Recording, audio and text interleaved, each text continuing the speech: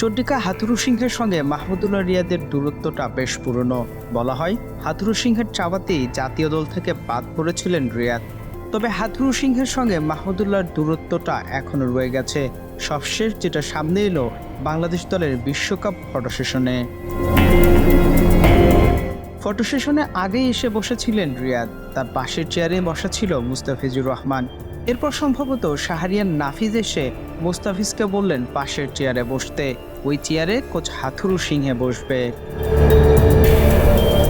নাফিজের কথা শুনে পাশের চেয়ারে গিয়ে বসে মুস্তাফিজ, কিন্তু এরপরেই চেয়ার ছেড়ে উঠে যান মাহমুদুল্লাহ রিয়াদও।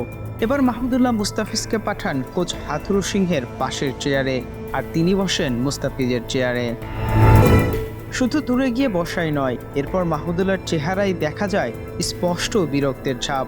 হাথুরু সিংহের সাথে যেন তার আজন্ম দামাসের সম্পর্ক।